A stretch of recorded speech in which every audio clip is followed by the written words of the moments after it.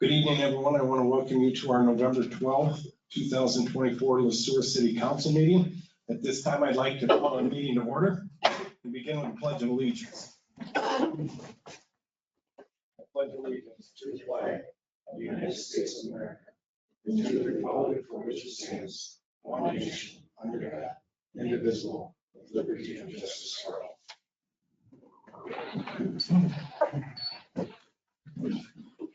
Council members, you're all presented your packets over the weekend. Hopefully you had a little time to look them over, prepare yourselves, reach out to our city administrator with any questions. At this time, I'll entertain a motion to approve tonight's agenda. So moved. Councilmember Sullivan, Councilmember Williams seconded. Any other discussion, comments, concerns? If not, all those in approval? Aye. Anybody opposed? The ayes have it. Moving on to consent agenda. All items on the consent agenda are considered routine and been made available to the city council at least 2 days in advance of the meeting. These items will be enacted in one motion. There will be no separate discussion of these items unless a council member or citizen so requests, in which event it will be removed from the agenda and considered a normal sequence. Mr. Roby, do you want to review these with us? I would. Thank you, Mr. Mayor, members of council. Tonight's consent agenda consists of 3 items. First is approval of the city council minutes from the October 28th, 2024 regular meeting. The second is approval of disbursements through today. Included in those disbursements are 6 items over $25,000. The first is to MMPA, care of Avant Energy, October 2024 purchase power, totaling $633,834.54. Second to Miraz Mechanical, electric department HVAC upgrades, $44,700. The third to the Minnesota Department of Revenue for October 2024 city sales tax, totaling $43,901. Next to Neo Water Treatment LLC for our wastewater FX 300 material, $40,339.60. Fifth to Marco for an upgrade to our storage area network HP unit, $28,555.39. And finally to LeSueur Meadows, a wastewater service charge refund totaling $28,364.74. And finally, item C is approval of a banner installation application to LeSueur Rotary Club, which is to hang a banner across Main Street related to the upcoming turkey trot. Thank you, Mr. Roby. Anybody have any questions regarding the agenda? None. I will entertain a motion to approve tonight's consent agenda. Thank you, Councilmember Schrader. I believe seconded by Councilmember Williams. Any other discussion, comments, concerns? If not, all those in favor? Aye. Anybody opposed? The ayes have it. Moving on to public comment.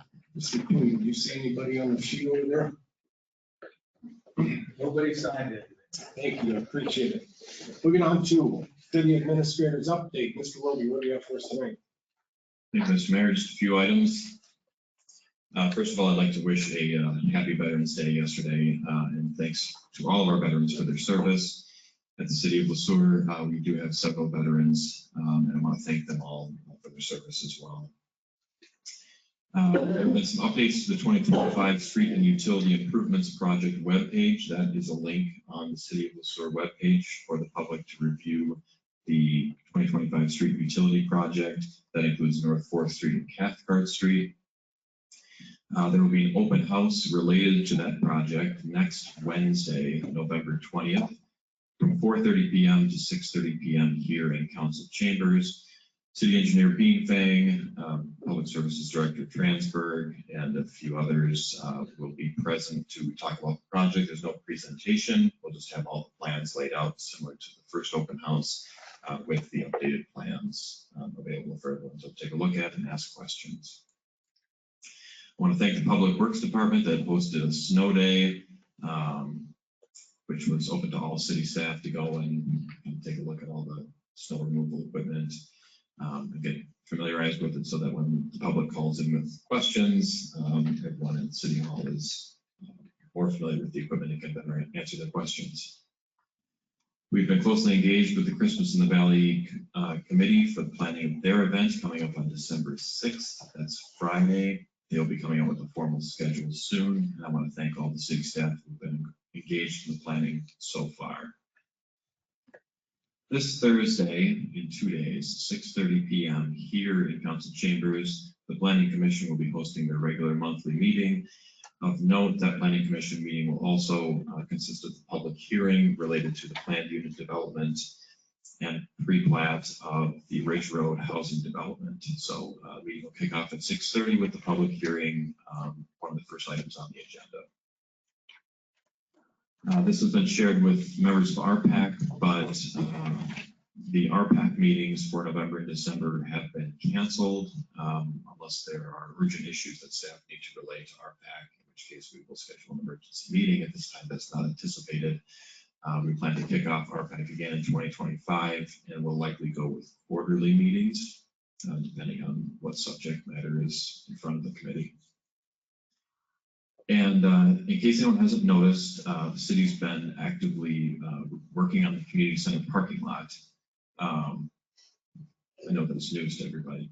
So it also turns out it's been raining a lot lately after 2 months or so of no rain, and that's caused some pretty significant delays. So I want to thank our Public Works Department and the community at large for their patience as that project has slowly moved forward. The plan right now, weather permitting, of course, is that paving will commence this Thursday, the 14th. So of course, not in time for the first varsity girls game tonight.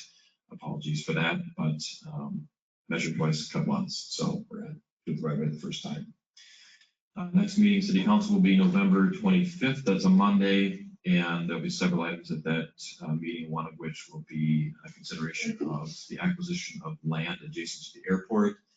For those who've been on council for a few years now, this has been discussed for 3 or 4 years now, extending the airport property into the no-build zone that would allow for the expansion of a full-length taxiway.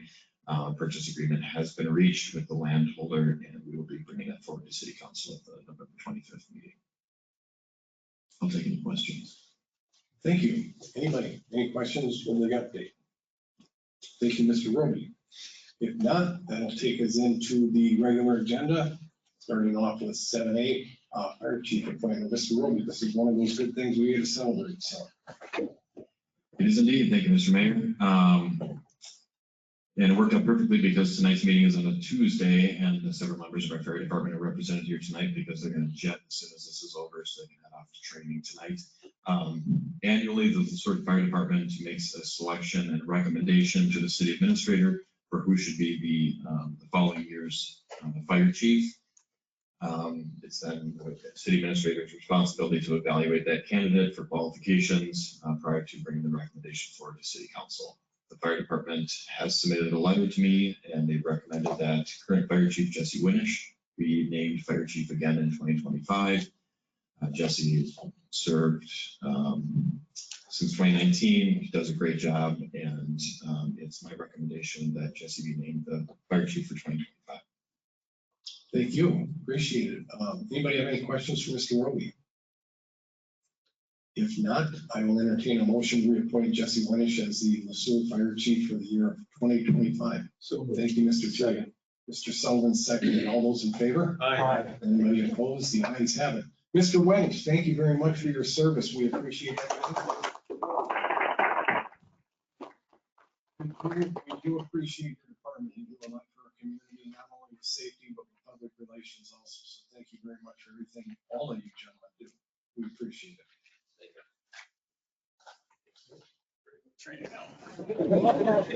Pretty well empties out the chamber.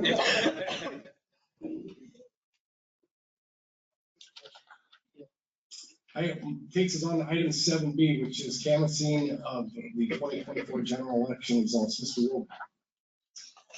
Thank you, Mr. Mayor. This is an annual, I shouldn't say annual exercise, but this is an exercise that is to be undertaken by the City Council every time there are election results, where the city of Sueur serves as a precinct in an election. This is a statutory obligation, and I'll just read the quote here. Statute 205.185 subdivision 3 states that between the 3rd and 10th days after an election, the governing body of the city conducting any election shall act as a canvassing board, canvass the returns, and declare the results of the election. Quick overview of last Tuesday's election day here in the Sueur precinct. There were 2,145 votes cast. Of those, 1,605 were in person, 540 ballots received absentee. That gets us just shy of 80% voter turnout, which is good for a general election. I want to thank the community for their patience that day. I want to thank City Clerk Daney, Director Graff, Director Lawrence, and all the staff and election judges on election day who really helped the day flow, especially with all the curbside voting and the bad weather and vendor vendors and things like that. It really went very well, and it was a very, very busy day. So an abstract of the elections, mayoral and city council elections for the city of Sueur have been included in the packet. And I'll certainly take any questions if there are any. Otherwise, I would ask the city council consider a motion to canvass the results included in the abstract and declare the results of the election. Thank you. Anybody have any questions regarding the canvas? The results are in your packet. If not, I will entertain a motion to have a canvas of the results of the 2024 general election held on Tuesday, November 5th, 2024. Thank you, Councilmember Tui. Councilmember Williams, second. Any other discussion, comments, concerns? If not, all those in favor? Anybody opposed? The ayes have it. Mr. Mayor, if I may, I am going to pass around the signature page. I would like each council member, if you would please, as a member of the Sueur canvassing board, sign on this piece of paper. We'll get that, and then Clerk Daney will submit it. Start.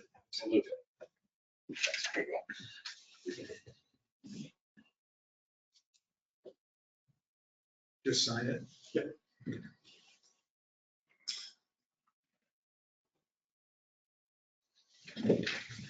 Thanks.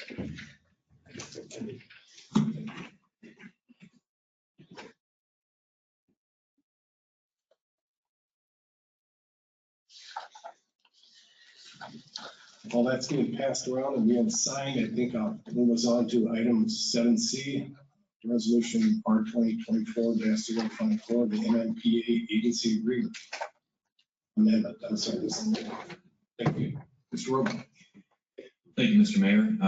Mr. Newell Krogman is here tonight, and he has more to share on this than I could probably ever forget. So there is an amendment in front of the City Council tonight related to the agreement that the city has with Minnesota Municipal Power Agency, the agency agreement itself, which covers governance and a number of other things, initially signed in 1992. We are? Yeah, yes, I can hear you. And with that, Mr. Krogman is the city's primary representative to the MMPA board. And with that, I'll turn it over to you. Thank you. Council members, very quickly, MMPA has two governing bodies in a way. One is a board of directors, which handles day-to-day kind of regular things. And then there's the representative board, and they handle the big things. What we're dealing with today is one of those big things. For example, those are called representatives. When the representatives vote, they're changing kind of the structure of MMPA or things that are really important. Almost in a way, it's the analogy of owning a home or a business. You start doing things like having new people own it, you have to have extra signatures, you have to have it notarized. If you want to take a mortgage out, that'd be the equivalent of a bond, for example. Those are the kind of things we're talking about here. What we have in this case is an amendment to our agreement that all the cities, the 12 cities have in the MMPA, which is a municipal power agency, technically a subdivision agency of the state. As that representative board looks at things, they make recommendations to the communities, to the 12, for things that change these high level things. And this is what this one is. Now you got to back up one more step and realize that as we provide power from MMPA in a wholesale sense to the communities, and then they sell it to their residents and their businesses. However, there are certain businesses that come to different communities that require an enormous amount of power. A data center is a classic example, or a large industry, a very large industry. And what happens is, in this case, the city doesn't provide the infrastructure, MMPA itself, the 12 community cities together, provide all the infrastructure, for example, a substation or a transformer, the things that are needed to supply that. Now, when you get to voting on the high level things where representatives vote, we apportion how many votes you get as a city by the amount of power that you use. For example, if a city uses a lot of power, they may have 50 votes, whereas this city has roughly, if I remember right, around 15 to 17, depending on how much power we use. Well, if one of these big things comes to a big city, or any city, they start looking like they've got more power, they get more votes. So what this does is basically make the field neutral. If MMPA is providing the infrastructure, then those votes don't count as we apportion representative votes. It's very simple. So for example, it will stay basically neutral as to where it is now. For example, a couple of our communities are right now working with MMPA, but MMPA is really the force behind it all to get data centers, which just use an amazing amount of power. So that's what this is all about. The end result is you're going to wind up, if we vote this affirmatively, if 2/3 of the 12 communities vote for it affirmatively, that basically these cities that use more power, but it looks like they are, but it's really because MMPA provided the infrastructure, they won't get more votes. So we're pretty much staying where we are right now. That's really what it's about. So there's various things that the representatives vote on, and this is one of them. By the way, another would be if we admit or kick someone out or have them leave MMPA. Bonding was one that I mentioned, if we changed our bylaws. But those are all high level things. And otherwise, the normal day-to-day is handled by the board of directors. Your representative, in this case, I'm the person doing that here. I represent you on both the board and as a representative when the representatives vote for their issues. I'll stand for any questions, but I hope you understand what you're voting on. Mike? Do you recommend this as an attorney and as a resident of the city and as a representative of the city? Let me back up on the first comments. I am an attorney. I am not active. I do not practice in Minnesota, so I'm not speaking as an attorney. I get it. But I'm speaking as someone who was active at one point and has common experience, if I may. Forgive me for that disclaimer, but No, it's I kind of get it. required. Okay, I absolutely do recommend this. It puts us on a level playing field. Otherwise, people have more votes, and there could become a day when these number of votes are important. Right now, they're pretty much never important. I mean, I haven't had any issue where the representatives voted and the cities voted anything down. I mean, they pretty much agreed on things, but there could be the day. So, Thank you, sir. you're welcome. Anybody else? It kind of looks like this is a win-win for a community our size. It brings in more That's a good equity. word for it. Thank you. Yeah. Good phrase. Anybody else? If I may, Mr. Krogman, that's one clarifying question, which I Yeah. think you and I have talked about, but I just want the public to know. So what this doesn't do, however, is if we grow organically, let's say a business expands in town, and we have to purchase more power for them, provide more power. Or we bring in a business and we work with them to provide the infrastructure as a municipal utility, separate from not utilizing MMPA's purchasing power, MMPA's investment. That potentially could increase our number of votes. Absolutely. If we or the developer that comes in to develop it pays for it, then we get the votes. But if MMPA puts it behind that and has to, that would be a different story. So very good clarification. Thank you. Thank you. If nobody else has any other questions, Mr. Krogman, thank you for your clarity and your presentation. We appreciate it. You're welcome. I would entertain a motion to adopt resolution R 2024-054. So moved. Thank you, Councilmember Sullivan. Councilmember Tui seconded. Any other questions, comments, concerns? If not, all those in favor? Aye. Anybody opposed? The ayes have it. Thank you. Which takes us on to our last agenda item tonight, 7D, resolution R 2024-055, certification of delinquent utility accounts. Mr. Roby. Thank you, Mr. Mayor. This is kind of the final step of our annual delinquent utility account process that Dr. Graff oversees. And I think with that, I just have the one slide here, but I'll let Mr. Graff take it from here. Yep, thank you. Mr. Mayor, members of council. Yeah, this is maybe the second to last step in terms of certifying this list. But just as a review, we started this process in early September. The total amount at that time was a little over $610,000. We had a public meeting, hearing in October. That balance dropped at that point to about 490,000. And then in preparation for tonight's meeting, we ran an updated report last Thursday where the current list is $427,000. That is, the details of that are in the packet. So that is what we're looking for approval tonight. That said, we know that that number is already lower because we had to run that as of last Thursday. There's probably been about 10,000, I just ran it while we were sitting, it's probably been about $10,000 that have been paid since then. And we'll usually send this out to county for the final certification. Mid-December is when we actually send it off to them. So we're looking for the approval on the list tonight, knowing that that number will be a little bit lower by the time we send it to the county. Thank you. Anybody have any questions? Mr. Tui, you do it and remember what the resolution is in front of us. Let's not get too far off. No, the no, topic. I'm just, Yep. all I'm gonna do, it's not necessarily a question, but since 2022, this date, this time, frame, this area, 2022 to now, that number has increased 56%. From 273 and change to 427. And, you know, all I can conclude is that that is acceptable to the city, this level of increase, because nothing's been done. Well, Mike, we're doing something tonight, so don't say nothing. Well, Nothing. okay, You there's said been nothing. no process No, change. Let's state it right on the subject. Okay. You said nothing's been done. This has been on the agenda several times this fall, so. Yeah, nothing's been done. Yeah. Anyway, Well, we're doing something tonight. we are. Yeah, we're gonna vote on something. Go ahead, finish. Okay. Please finish. Anyway. Try to separate your bitterness from The 5%. from the subject here. The 5%. Be Right. professional.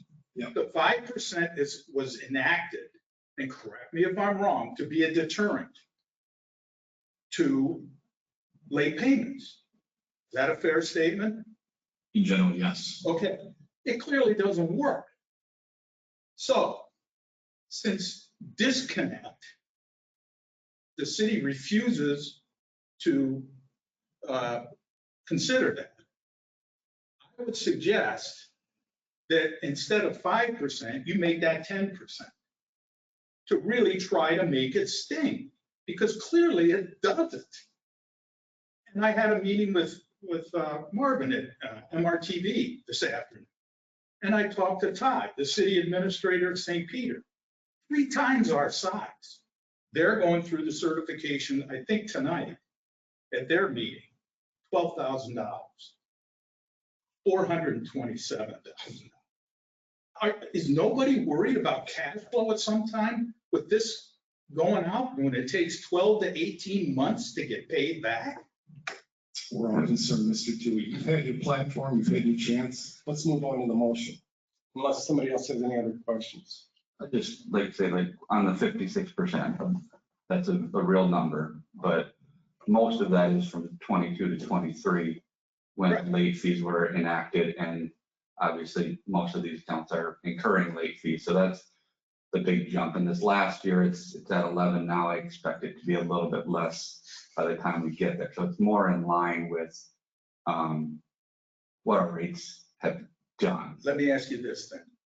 Is it fair to say that it's not dropping? Yes.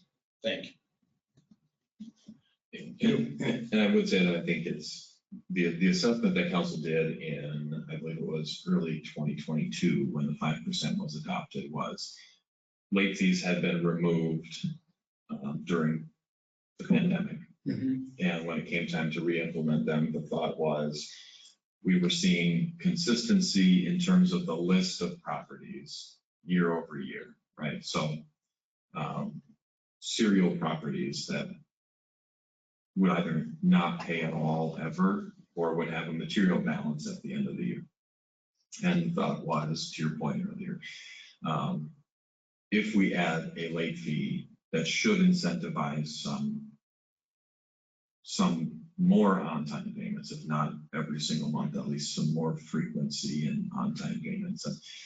And we could probably do an analysis of it. It would take a lot of deep diving to figure it out exactly how many people seem to have responded to that psychology and how many didn't. But I think, to your point, if you look at the list of properties from year to year, the number of properties that we're assessing is not changing materially from year to year. There's a lot of consistency in the properties themselves from year to year, and the balances on those properties increase year over year. And to those property owners, it has simply become a practice of, I will pay this when I pay my taxes, late fees and all. And so if that's something that council wants to consider, whether it's raising it or trying to create some extra incentives, that's certainly a conversation we can have, because the list isn't changing materially. Thank you. Mr. Tui's had his opportunity. Anybody else have anything else? If not, I will entertain a motion to adopt resolution R 2024-055, approving certification of 2024 delinquent utility accounts totaling $427,403.50 in Sueur County for collections in 2025. So moved. Thank you, Councilmember Schleter. Second. Councilmember Williams, thank you. Any other discussion, comments, concerns? If not, all those in favor? Aye. Anybody opposed? The ayes have it. Moving on to reports and items of appreciation. Council members, this is your opportunity to share what's going on with your commissions, what's going on in the community. And always, we will start with Mr. Huntington's going and move on to Mr. Schleter. On October 30th, I attended an HRA meeting and the Sueur County officials meeting. I want to put a thank you out to all the election judges and city staff for your work and effort last Tuesday. And as City Administrator Roby mentioned before, we have a planning commission meeting on Thursday, which will have a public hearing. Thank you. Councilmember Sullivan. Had a transit meeting today, nothing drastic to report on. We've got some cool buses that are making their way into Minnesota apparently, that we've been waiting on for a couple of years, so. Other than that, I think that was it. We couldn't get rid of the electric one yet either. Really? Yeah, we're still stuck with it. Moving on to Councilmember Tui. Yeah, the same meeting, they wanted to make it known that because of volume, they're only gonna have one bus here, 8 hours, but they will have a second bus to cover kids in the morning and kids in the afternoon. For a full 8 hour, there's just the one bus. So they'll put a second one in here in the morning, and then it will come back in the afternoon to cover the kids going and coming out of school. They got the grant for $307,000 from the state for one electric bus, and we discussed or put out there, the issues with that. The super reduced range, but they are testing them now to be able to generate more realistic data. And they're still working on the coming up with like a Tuesday, Thursday run from the Sueur to the Mayo Clinic in St. Peter. They're touching base. It still hasn't come to fruition. That's it. Thank you. Councilmember Williams. Not really much other than congratulations to those that went through the election process and came out as popular vote, and everything is peaceful from what I understood. So, way to go. Thank you. Appreciate it. On my end, I had the opportunity to attend the veterans ceremony at the high school yesterday. I was impressed with the number of people there from the public, the veterans that were there, and I also was impressed with the students. They were very reverent, very respectful, and it was a great program. And just also want to remind everybody, Christmas in the Valley, I believe, is December 6th.